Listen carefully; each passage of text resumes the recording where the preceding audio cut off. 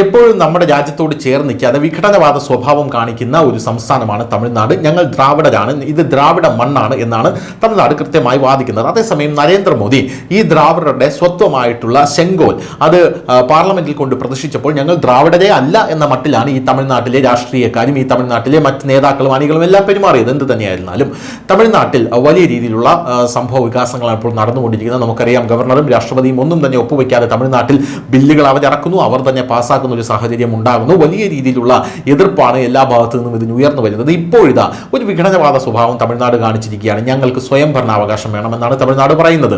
ഈ സ്വയം ഭരണാവകാശത്തിനായി ഞങ്ങൾ പോരാടാൻ പോവുകയാണ്. സ്വയം ഭരണമാക്കി മാറ്റാനുള്ള നിർദ്ദേശം നിയമസഭയിൽ അവർ അവതരിപ്പിച്ചിരിക്കുകയാണ്. ഗുരുതരമായിട്ടുള്ള ചട്ടലംഘനം, ഗുരുതരമായിട്ടുള്ള വലിയ രീതിയിലുള്ള വിഘടനവാദ സ്വഭാവമാണ് ഇപ്പോൾ തമിഴ്നാട് മുഖ്യമന്ത്രി സ്റ്റാലിൻ ഇപ്പോൾ ഉയർത്തിയിരിക്കുന്നത്. എന്തായാലും ഗവർണറുമായുള്ള തർക്കത്തിനിടെയാണ് തമിഴ്നാട് നിയമസഭയിൽ മുഖ്യമന്ത്രി MK സ്റ്റാലിൻ തമിഴ്നാടിന് സ്വയം ഭരണാവകാശം വേണമെന്ന് നിർദ്ദേശിച്ചത്.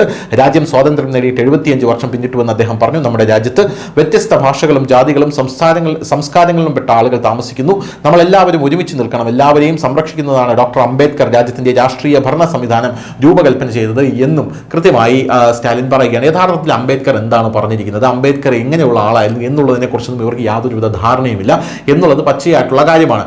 അംബേദ്കറും കൃത്യമായി എഴുതിയ ഭരണഘടനയും അംബേദ്കറുടെ ഭരണ നിർമ്മാണ സമിതിയിൽ അംബേദ്കറിന്റെ പ്രാതിനിധ്യവും അവിടെ അംബേദ്കർ എന്താണ് ചെയ്തത് എന്നുള്ള കാര്യങ്ങളെയൊക്കെ കുറിച്ചും, മറിച്ച് നെഹ്റു ആയിക്കോട്ടെ, അങ്ങനെയുള്ള കാര്യങ്ങളെയൊക്കെ കുറിച്ചൊന്നും ഇവർക്ക് യാതൊരുവിധ ധാരണയില്ല. യഥാർത്ഥത്തിൽ ഗവർണർമാരെ നിയന്ത്രിച്ചിരിക്കുന്നത് കേന്ദ്രത്തിന്റെ കടിഞ്ഞാണിന് വേണ്ടി തന്നെയാണ് എന്നിവർ ഊന്നി പറഞ്ഞിട്ടുണ്ട്. ഈ പറയുന്ന അംബേദ്കർ പോലും കൃത്യമായി ഭരണഘടനയിൽ എഴുതി വെച്ചിട്ടുണ്ട്, നമ്മുടെ ജനാധിപത്യം അല്ലെങ്കിൽ നമ്മുടെ രാജ്യം എന്ന് പറയുന്നത് 28 സംസ്ഥാനങ്ങളും കേന്ദ്രത്തിന് വിധേയപ്പെട്ട അല്ലെങ്കിൽ വഴങ്ങി അവരെടുക്കുന്ന ഒരു തീരുമാനങ്ങളുടെ അവസാനത്തെ വാക്ക് കേന്ദ്രമാകും എന്ന് കൃത്യമായി എഴുതി വെച്ചിട്ടുണ്ട്. മറിച്ച് കോൺഗ്രസ് ഭരിക്കുമ്പോൾ ഇവർക്ക് ഈ പ്രശ്നങ്ങളൊന്നുമില്ലായിരുന്നു. BJP ഭരിക്കുമ്പോഴാണ് ഇവർക്ക് ഈ പ്രശ്നങ്ങളൊക്കെ ഉടലെടുക്കുന്നത് എന്നുള്ളതാണ് വേറൊരു കാര്യം. എന്തായാലും തമിഴ്നാട് മുഖ്യമന്ത്രി MK സംസ്ഥാന അവകാശങ്ങൾ സംരക്ഷിക്കുന്നതിനും കേന്ദ്ര സംസ്ഥാന ബന്ധം മെച്ചപ്പെടുത്തുന്നതിനുമായി ഒരു ഉന്നതതല സമിതി രൂപീകരിച്ചിട്ടുണ്ടെന്ന് സ്റ്റാലിൻ നിയമസഭയിൽ പറഞ്ഞു. ഈ കമ്മിറ്റിയിൽ മുൻ ഓഫീസർമാരായ അശോക് ഷെട്ടി, MU നാഗരാജൻ പോലുള്ളവർ പങ്കെടുക്കും. 2026 ജനുവരിയോടെ കമ്മിറ്റി ഒരു ഇടക്കാല റിപ്പോർട്ട് സമർപ്പിക്കും. 2 വർഷത്തിനുള്ളിൽ പൂർണ്ണ റിപ്പോർട്ടും ശുപാർശകളും സമർപ്പിക്കുമെന്നാണ് മനസ്സിലാക്കാൻ സാധിക്കുന്നത്. സംസ്ഥാനങ്ങളുടെ അവകാശം കേന്ദ്ര സർക്കാർ കവർന്നെടുക്കുന്നു എന്നുള്ളതാണ് ഇവരുടെ പ്രധാനപ്പെട്ട ഒരു ആരോപണം. പദവികളും അവകാശങ്ങളും ഒന്നൊന്നായി എടുത്തു കളയുകയാണെന്ന് MK സ്റ്റാലിൻ പറഞ്ഞു. അതുകൊണ്ട് തന്നെ സംസ്ഥാനത്തെ ജനങ്ങൾ തങ്ങളുടെ മൗലികാവകാശങ്ങൾക്കായി കേന്ദ്ര സർക്കാരിനെതിരെ പോരാടുകയാണ് എന്നുള്ളൊരു വ്യാജ നെറേറ്റീവും അടിച്ചിറക്കിയിട്ടുണ്ട്.